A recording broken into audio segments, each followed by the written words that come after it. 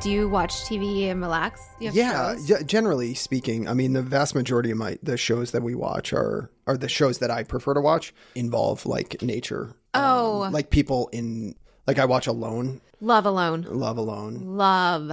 You know, That's Alaska frontier shows, and like The Last Alaskans, which was based on 6 people with expiring like cabin permits up in the largest natural preserve in Alaska, and they're in the middle of absolute nowhere, and they don't own the land. They just have a cabin permit that extends through the death of their last child, and then there won't be any more permits that are issued in this thing. So they say that they are the last Alaskans that will ever live on this land. Wow. And it's just chronicling. There's 6 or 8 permits left. Why? Because they used to give the permits to people to go up there and like have trapping cabins and hunting cabins and all that kind of stuff. And for whatever reason, they wanted to stop that. It's the same on Cape Cod. Have you ever heard of the dune shacks? Yes. Yeah. They used to, what's the word where you're grandfathered in? If you had the dune shack and you're dwelling there, a lot of artists go out there to escape and do art. So my parents have stayed there a couple of times. In a dune shack? Yeah. Because they have the place in P-Town. Okay. Yeah. Your parents? Yeah. But I think they're done. They aren't renewing, like they're taking it away. That may be going forward, but my parents have stayed there in the last couple of years. There's a couple. I've done the Dune Shack tour where you can drive over sand and see some of the dune shacks where people dwell. But yeah, the dunes are huge. You've seen the dunes on Cape Cod? I actually haven't been there. No. You've never seen it? It's like you're in a desert. Yeah. It's unbelievable. You would love that.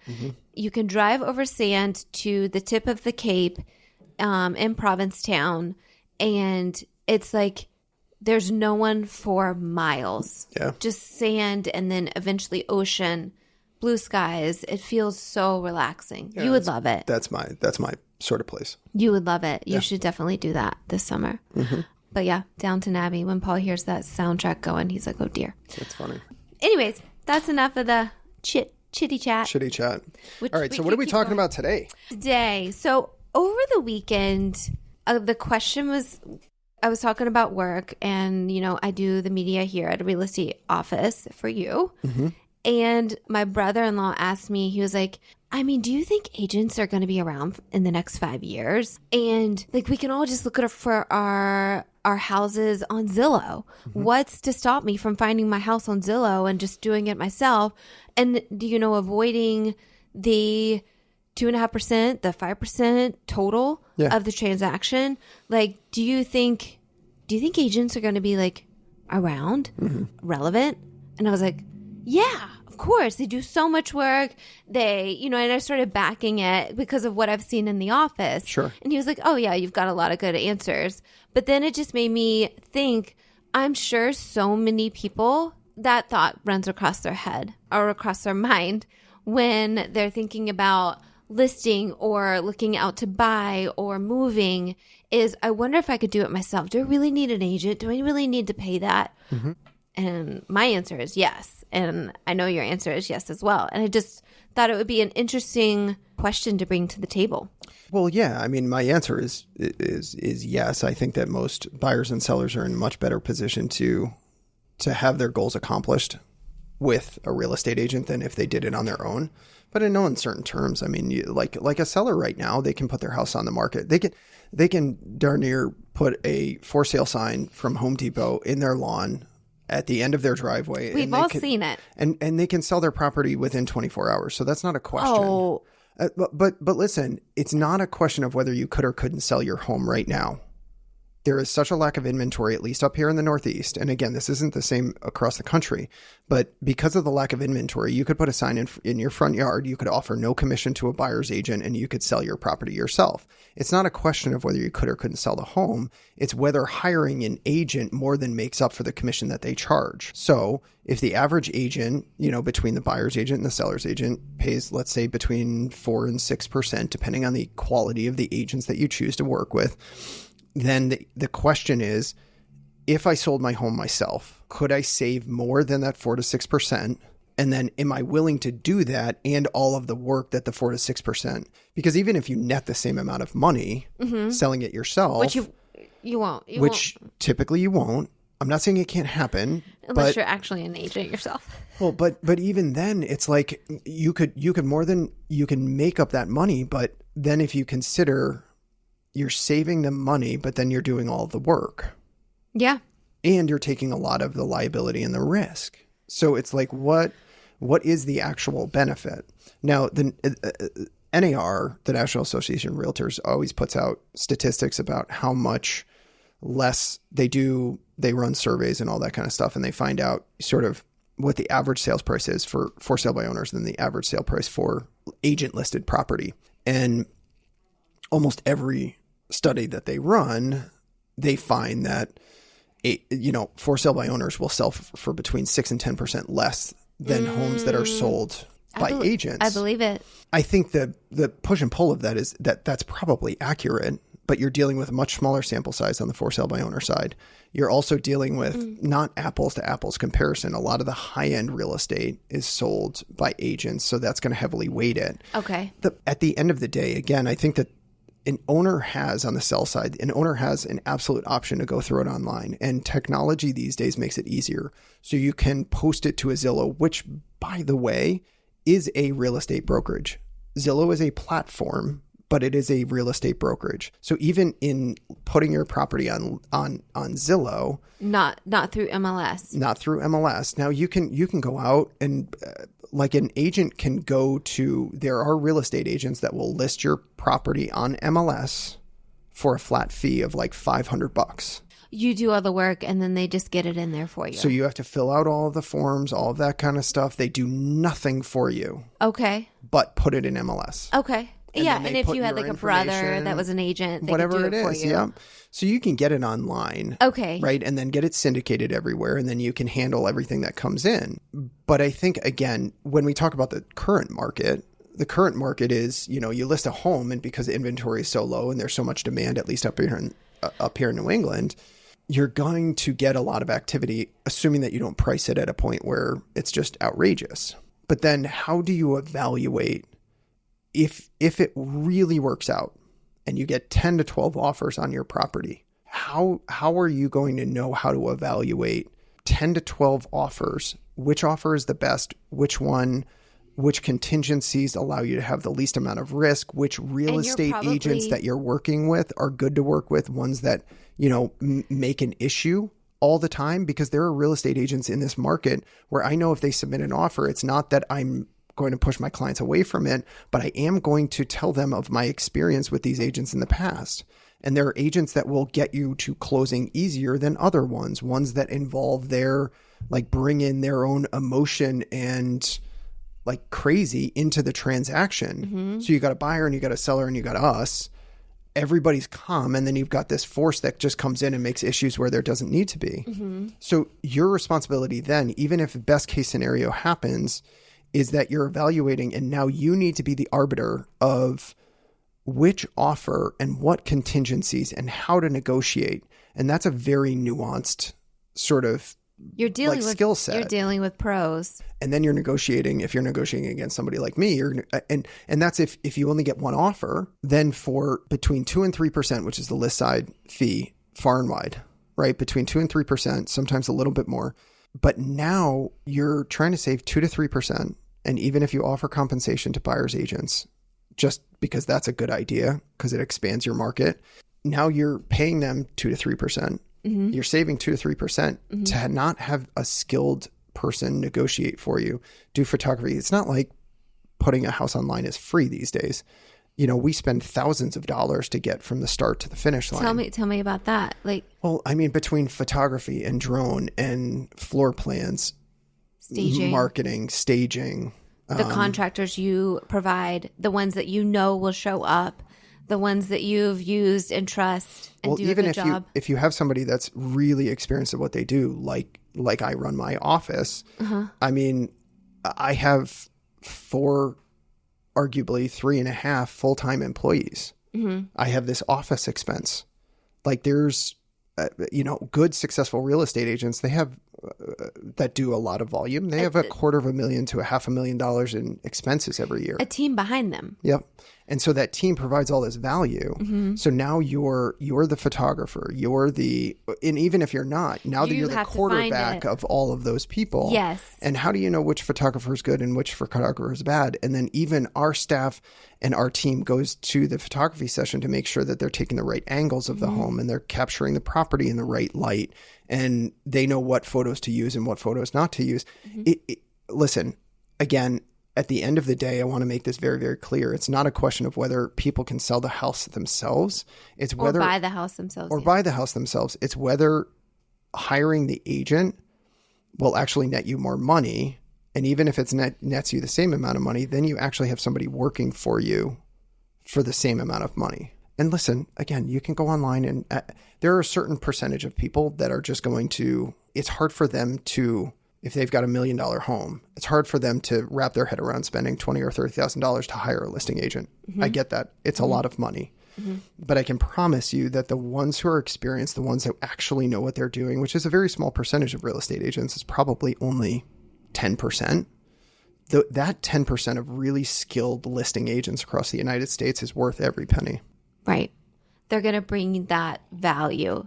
They've worked for that value over decades, some. Yep. And I think that was something I talked about is like the network that the agents have built. That's years of building relationships. Agents are networkers. You have a contractor, you know a person, you know that agent, you know that neighborhood. Like you have created this knowledge over so many years usually.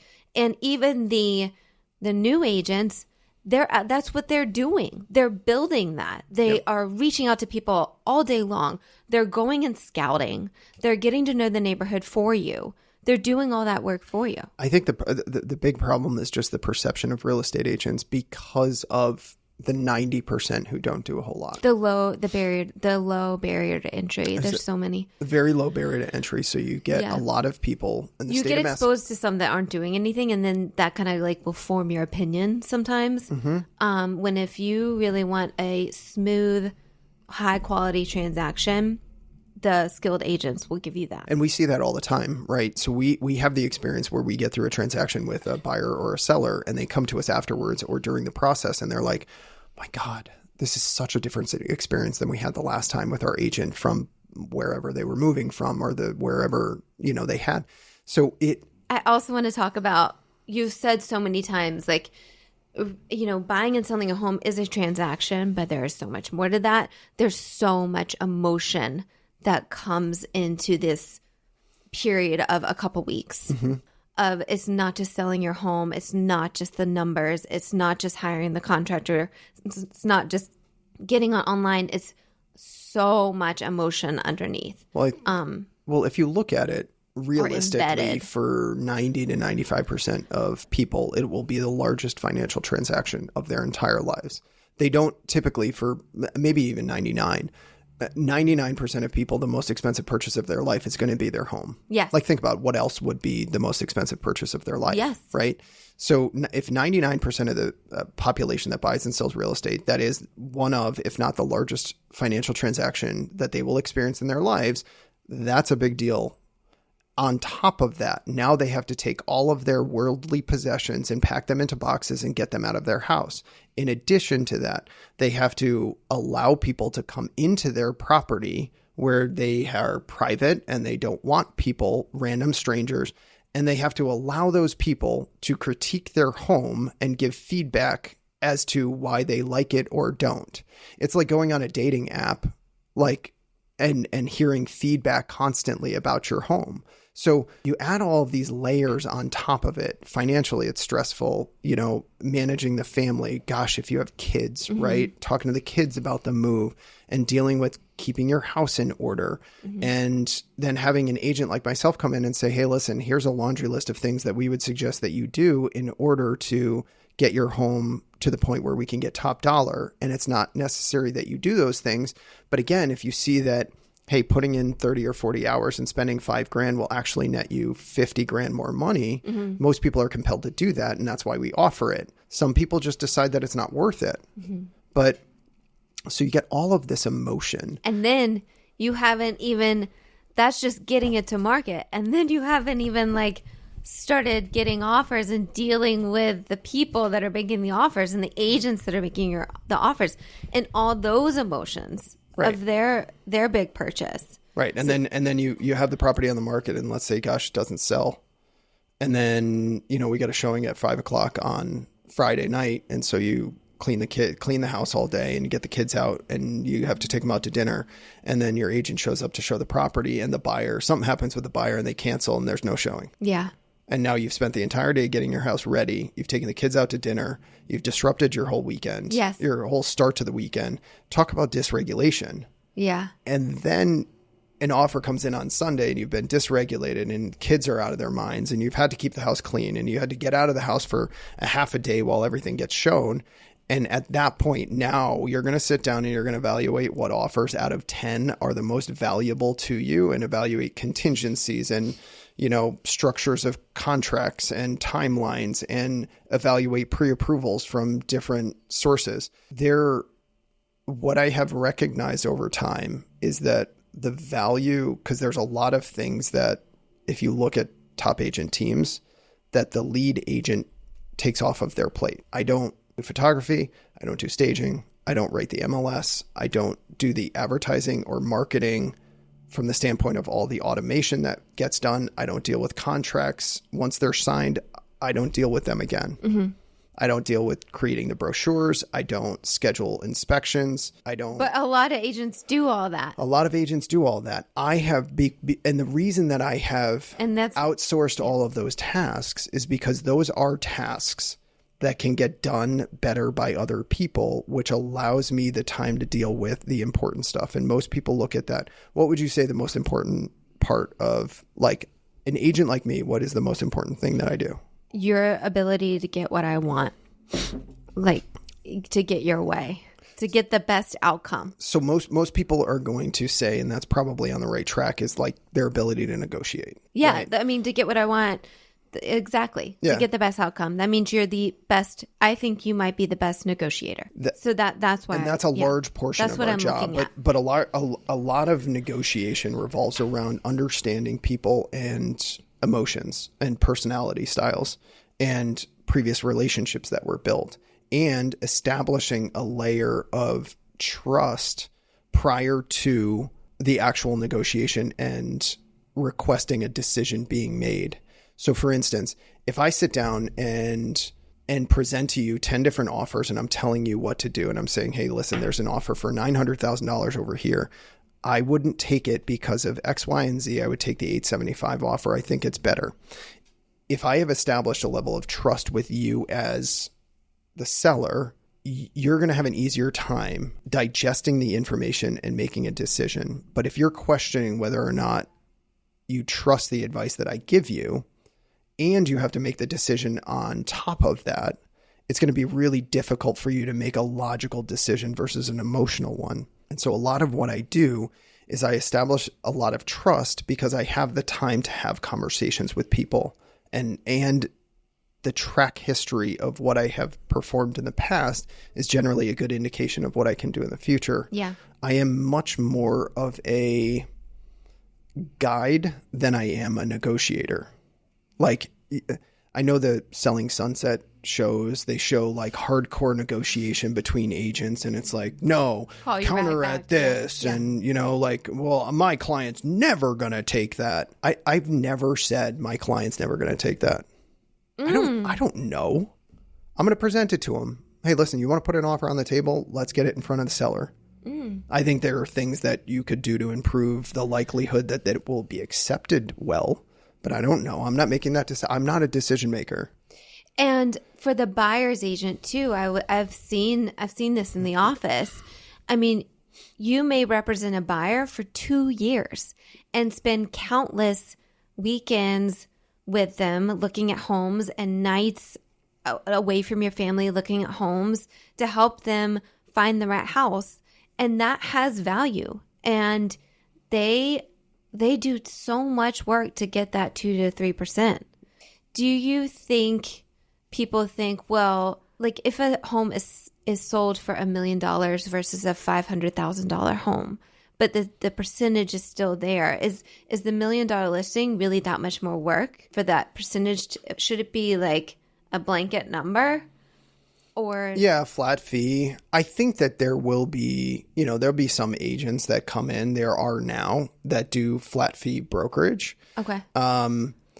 If I'm being honest, I think that the reason that the 10% of agents who are highly skilled in this business and perform at the level that they do, it's because they make a lot of money. If I wasn't making a lot of money doing what I do, I wouldn't do it. This is not an easy job, especially from an emotional standpoint, from an investment of time and energy that people give to what they do.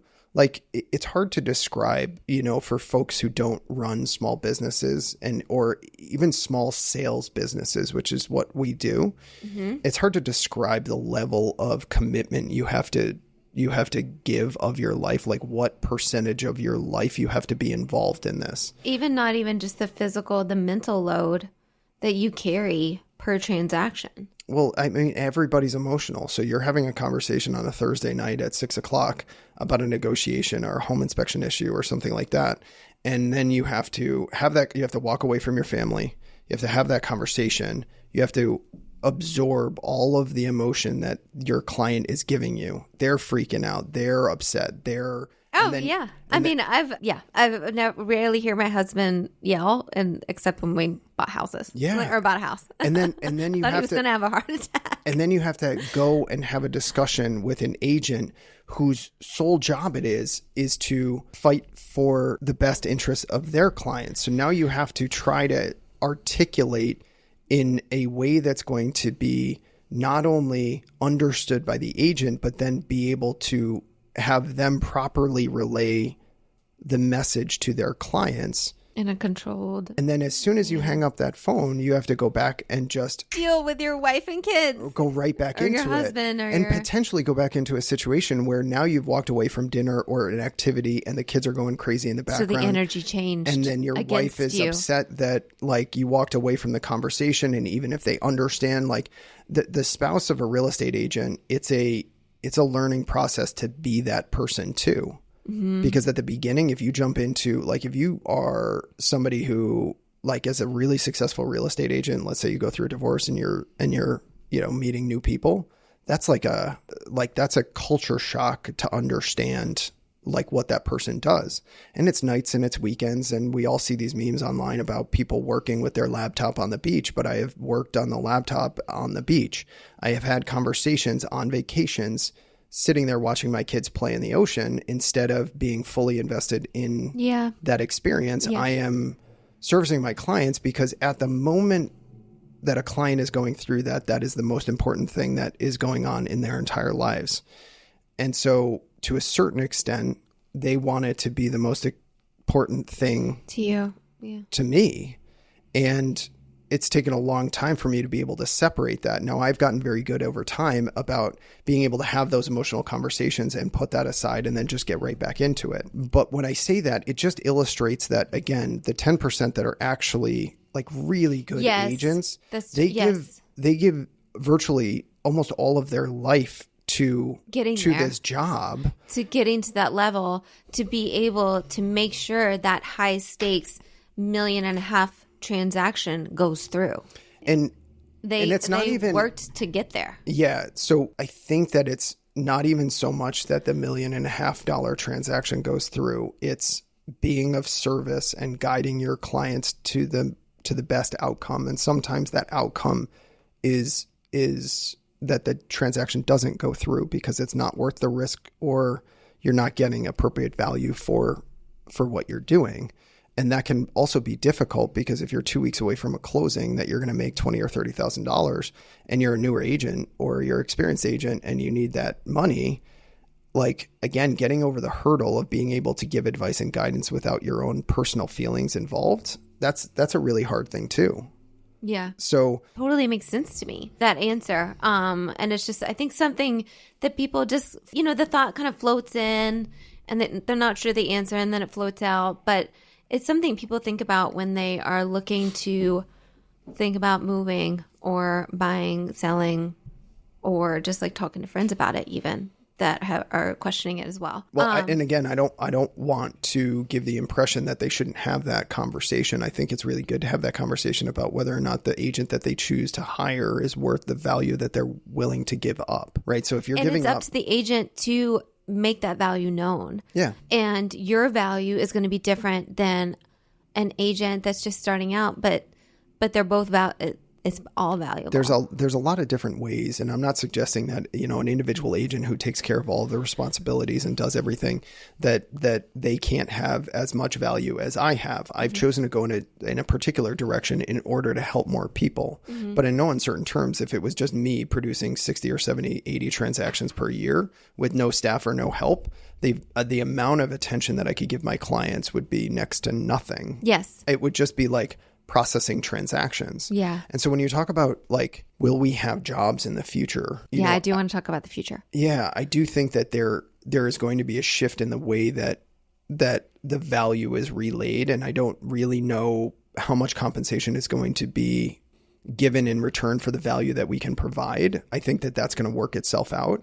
I think there will be a lot of changes within the industry, but at the end of the day, the reason why real estate agents are needed, and they will be needed in perpetuity, is because people are emotional and unreasonable. And if you marry two emotional, unreasonable parties and add in the largest financial transaction of both of their lives, what is the likelihood that situation, without a mediator or a guide, what is the likelihood that ends up going well? And I'm not suggesting that it can't. A lot of people, if you know somebody who's out there, like if you have a friend who's looking to buy and you want to sell them your home and everybody's in a good position and you don't haggle over price, everybody feels really good about it, that sort of thing. Like those are fine. Great. And even if you try to sell it yourself, you might get through the process and you might just get a buyer that just loves it and is willing to, be the most reasonable person in the world, and you could get even more than you could have gotten by selling it with an agent. It's just the likelihood of that happening is very, very low. And so what you're relying on, if you decide to sell yourself, is this very small you're gambling. Yeah. You're gambling that you're going to run across the best case scenario in the moment that you need it to happen. Yeah. And then you question all of it as you're going through. If anything goes wrong, and just to save 2 to 3%. And now imagine the stress of you want to make that decision and your spouse or significant other doesn't, and you decide to go that route. Now you've got one party that wants to do it and one party that doesn't, and then that party's questioning every decision that you're making, and you're trying to defend the decision. And if anything goes wrong, told ya. Boom, boom, boom. Yeah. Right? Conflict. And so... Yeah. I mean, you are really you sold me. Well, I would hope so, considering you work here, but... No, it all makes sense. And yeah, I think it like you said, it's just something people think about. It does happen, but the likelihood's low. So I do want to, you mentioned the future of agents. Are they going to be around in the future? Mm-hmm.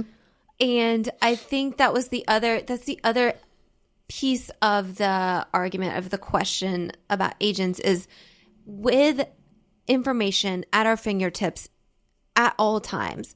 I could see you have, there's no, what's the word? I know just as much as you do on terms of what's out there available, because it's all online. Yep. And that's new from 10 years ago. I don't know, maybe 20? 20.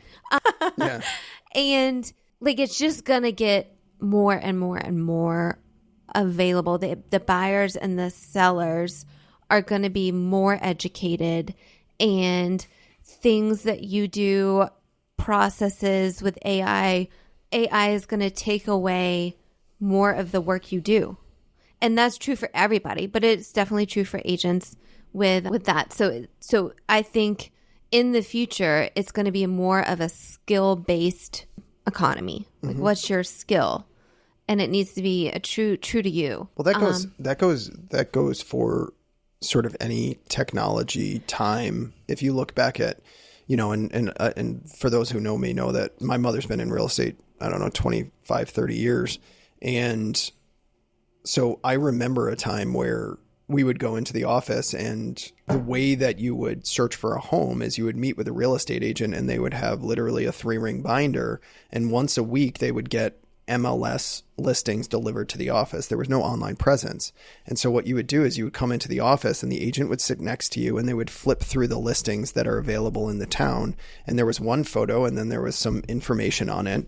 And that's all it had. So you would sit next to the agent. So a lot of the buyer's agent's value back in the day and the listing agent's value back in the day was they would take this book. And that's why broker tours were such a big deal back in the day, because you had one photo and you had very little information about what it was that actually the home had as value.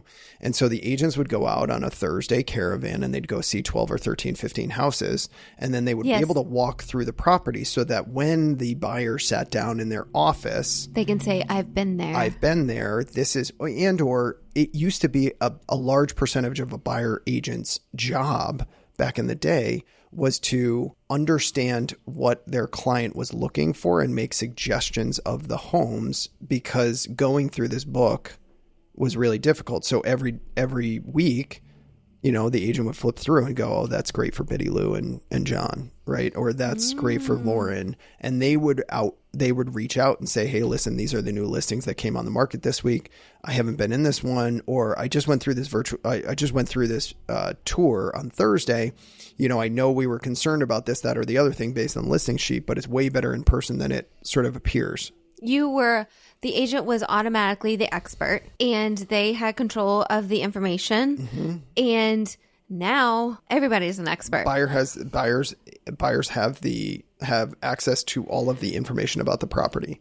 And so our job is not as much to find the property anymore. It's to understand the process, have the relationships, and be able to negotiate so that the buyer can have a higher likelihood of success when they submit an offer. And I think that will just increase even more. We've talked about it before in the office, where I think, like, when you think about agent versus AI, AI will continue to take over, like, even MLS descriptions anymore. It used to be like this thing where the agent, they're the worst. They wrote this fragrant, like, when you walk into the home and you smell coffee. It's like...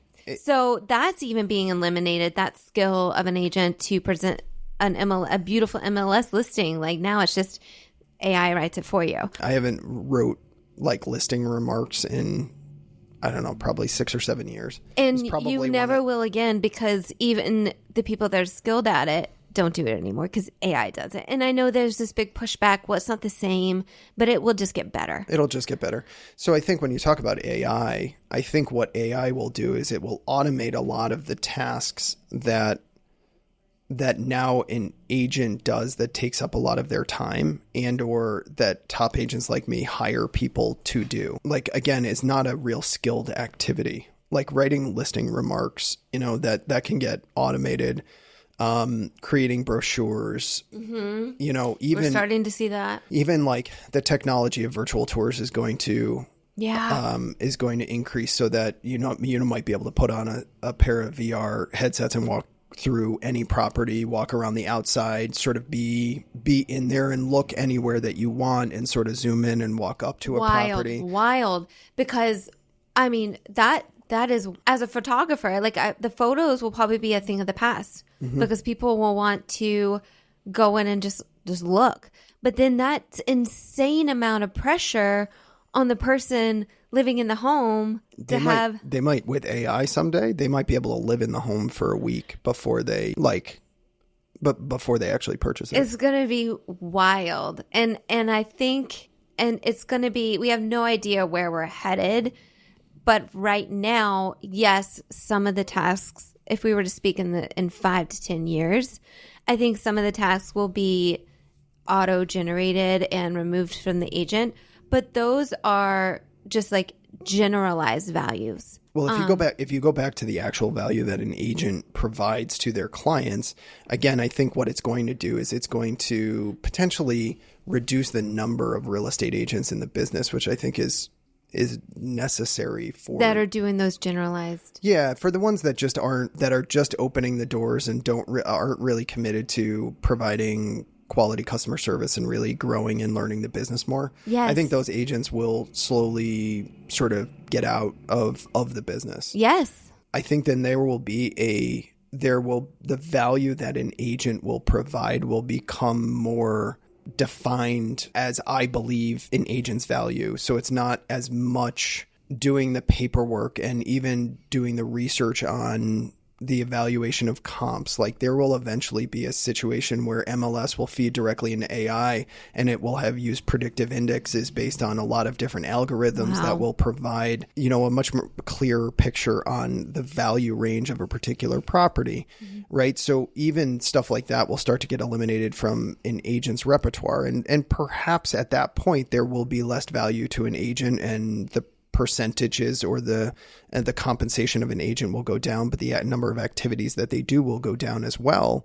And then what I think will happen is that there will be people that will get really good at the value proposition, the value that they're providing to their clients, whether that's more of a guide and emotional support and sort of a quarterback to evaluate, the use of AI and the use of reality and the things that sort of the algorithm might not think about, or that's sort what of we the were just talking emotional about versus factual and logical. Yes, that's what we were just talking about. Well, the emotion part, AI, I don't think we'll ever be able to solve for that in the human experience.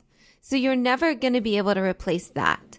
The emotional energy that comes into a transaction. AI can handle the transaction, but can they handle the human? And if we get to the point with AI that they can, I don't want to. But if that's the case, then we all need to just go. The whole world is different at that point. Yeah, like it's not just real estate at that point. It's the experience of everybody with this blending of a virtual world and a human world. Those will become less sort of separated. And who knows what that future looks like. Who knows? But like in terms of 5 to 10 years, even 20, like AI is not going to be able to handle the human, I don't think. And the agent will always be needed for that piece, the human experience, the emotional transaction that is going on that you cannot deny. Well, and I also think that there will be, even when, because I don't think it's 20 years, but regardless of whenever AI is understanding emotion better and the human connection, I still think that there's going to be value of the human connection. This morning we had clients that came in and signed paper contracts, and that's, it doesn't happen very often, but to be honest with you, that's a much more enjoyable experience. We get to sit down, we go over the contracts, we have a conversation. I mean, we talked about... We had a cup of coffee. We had a conversation about a bunch of different topics. They saw pictures of my kids, right? When you go on and sign something electronically, you don't get that experience. Yeah. And so, to be honest with you, automation might allow for the time to be spent to make that human connection and have that experience. And the experience might be the value that people derive out of a real estate agent. Absolutely. I mean, you see it now. Yeah. I mean, when you're looking at vacation, where you want a vacation and spend 2 weeks, you're looking at, you could go to your backyard, but you want the experience, you want that unique connection and I had a thought. I did I think because we will be so inundated in AI that we will be craving that. You'll put a huge value on the human interaction. Yeah. And more than it is now. So I think what is absolutely true for agents that are listening to this is that you can't put your head in the sand and pretend that this stuff is not happening or coming, right?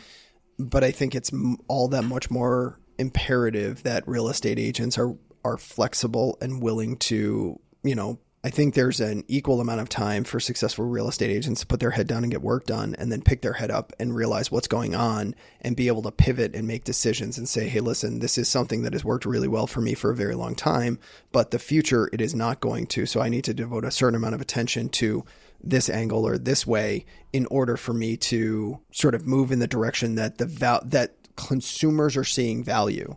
Yep. And I don't know what 15, 20 years from now, consumers are going to find valuable, but I guarantee you that they're going to want some value from another human being. I completely agree. And I mean, I feel it now. And as long as real estate agents are willing to sort of learn and educate themselves and lean into things that are uncomfortable, and because humans in general get addicted to the way that they do things, they're habitual in nature and they don't like change. Nobody likes, very few people love change. There's a tremendous amount that accept it and lean into it. And those are typically, from my experience, the ones that are truly, truly successful. And successful in the sense that they're financially successful, but they're also physically, emotionally, spiritually successful as well.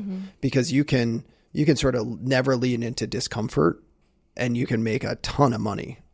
And I've been there and I've done that, but it was at the cost of everything else in my life. So having that skill and being in proximity to people who are doing that and or 2 or 3 steps ahead of you, it's the most valuable thing you can do in real estate is proximity to people, both for like the enjoyment of the experience, but also learning and again, trusting and establishing that trust with another human being so that when somebody presents an idea, it's easier for you to digest and make a decision about whether or not it's a good thing for you to do. If I met a random real estate agent off the street and they had no idea who I was or my track history or anything else, and I told them to go in a drastically different direction with the course of their business than what they're existing and what they're doing right now, the odds that they would be able to evaluate that logically and make a decision is very, very low. But yet, if they had trust and I built up a relationship and then I gave them advice and guidance, the odds that they can just evaluate the specific activity that I'm telling them to do and make a decision about whether to implement or not, it's much, much higher versus getting dragged in does this guy really know what he's doing? Does he not know what he's doing? I don't know whether he's out for my best interest. Is he out for somebody else's best interest? That's why cold calling is so difficult, because you're trying to establish that trust within 5 minutes of getting somebody on the phone. If that. And I think too, the way things are changing, the rate things are changing can be so overwhelming that it just is better to be surrounded by people who are maybe 2 steps ahead of you or next to you, figuring it out together, but they're not going to stop and they're going to find the value they're going to find the value. Yeah. I mean, so like the group that I hang around with now, they're going to continue to move and shake regardless of what I do. Yeah. The value that I provide to them pales in comparison to the value that I receive in return, in my opinion.